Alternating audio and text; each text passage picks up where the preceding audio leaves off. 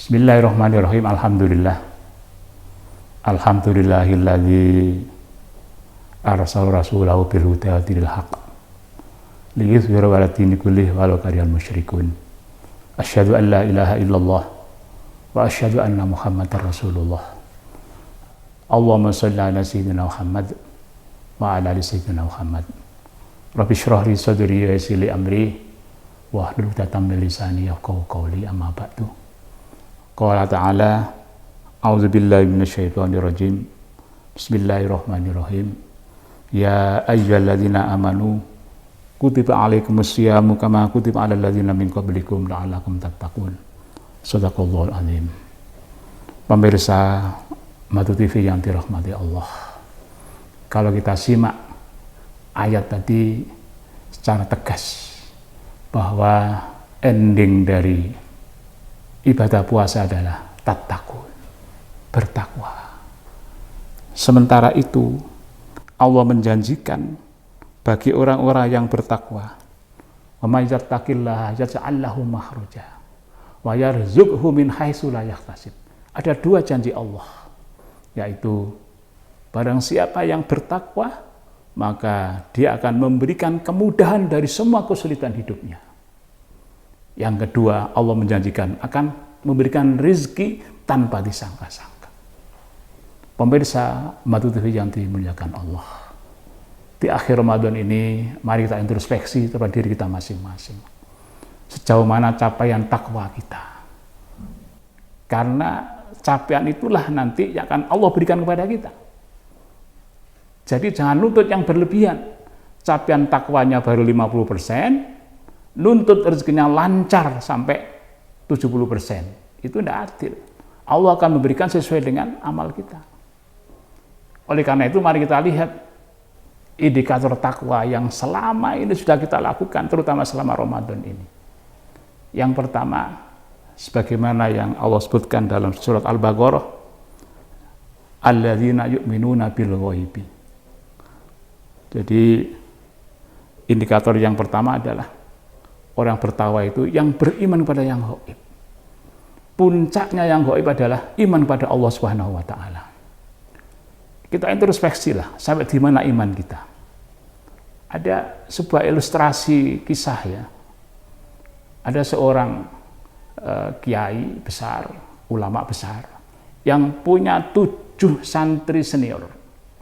Dan di antara 7 itu 1 diistimewakan, sehingga yang 6 ini iri. Wahai Syekh, kenapa yang 1 itu yang kau istimewakan? Namanya Ibrahim. Syekh tidak menjawab apa-apa. Syekh Atok namanya.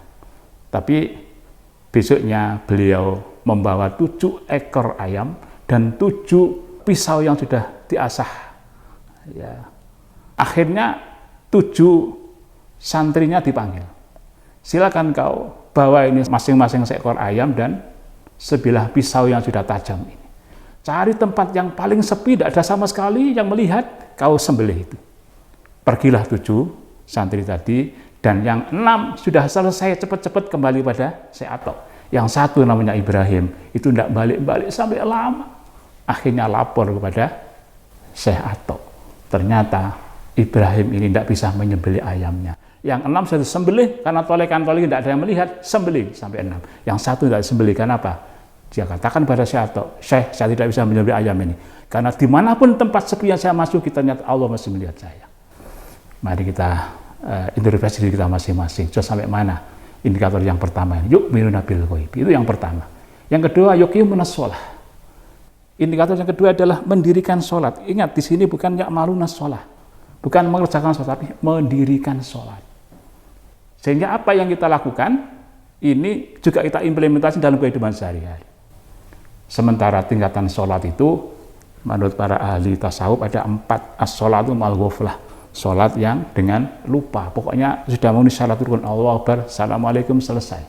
Itu yang pertama, tidak ingat Allah. Yang kedua, as-sholatu ma'al yahdzah, sholat dengan berhadapan, ya, ngelilir, setengah ingat setengah tidak. Dan yang ketiga, as-sholatu ma'al khudur, sholat dengan hadir pada Allah, hatinya hadir pada Allah. Yang keempat, as-sholatu ma'al ghaibah, tidak ingat sama sekali kecuali ingat pada Allah. Kita introspeksi, sampai mana sholat kita? Kalau kita sudah sampai yang keempat berarti 100%. Tapi kalau baru 1, 2, 3 kita lihat berapa persen. Dan sampai itulah nanti Allah berikan janjinya memudahkan semua urusan kita dan memberi rezeki yang tidak disangka-sangka. Yang ketiga, wa mimma razaqnahum yunfiqun. Wa mimma razaqnahum yunfiqun. Rezeki yang diberikan Allah kepada kita infakkan. Sejauh mana kita bisa menginfakkan rezeki kita? Kadang-kadang kita ini masih berpikir, apakah ada gantinya kalau nanti saya infakkan? Padahal rezeki itu milik Allah dan kita pasti diganti oleh Allah ketika kita menginfakkan rezeki kita. Wa ma anfaqtum min syai'in fa huwa yukhlifu. Allah berjanji menggantikan rezeki yang kita infakkan di jalan Allah Subhanahu wa taala. Dan yang keempat, walladzina yu'minuna bima unzila ilaika wa ma unzila min qablika bil akhirati hum yuqinun.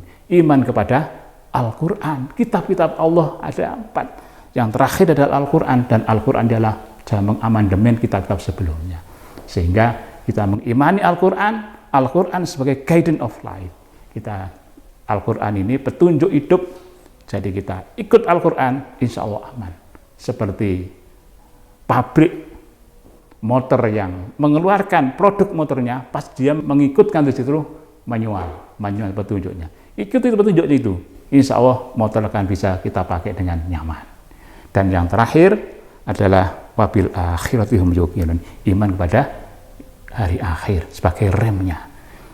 Sudah sampai di mana kita? Berapa persen kita iman pada yang akhir ini? Ini remnya, karena semua amal perbuatan nanti akan ditampilkan di akhirat itu. Ini adalah remnya. Oleh karena itu, mari kita introspeksi dari 5 hal tadi sudah sampai capaian berapa persen. Dan capaian berapa persen itulah yang Allah berikan kepada kita, yaitu janji Allah, yaj'allahu makhraja wa yarzuqhu min haitsu la yahtasib. Kalau baru 50%, jangan lutut di atasnya. Ini adalah janji Allah Subhanahu wa taala. Mudah-mudahan puasa ini kita lampaui dengan kualitas takwa kita lebih meningkat, sehingga kita mendapat janji yang diberikan oleh Allah Subhanahu wa taala tadi, yaitu yaj'allahu makhraja wa yarzuqhu min haitsu la yahtasib. Amin ya rabbal alamin. Sekian, assalamualaikum warahmatullahi wabarakatuh.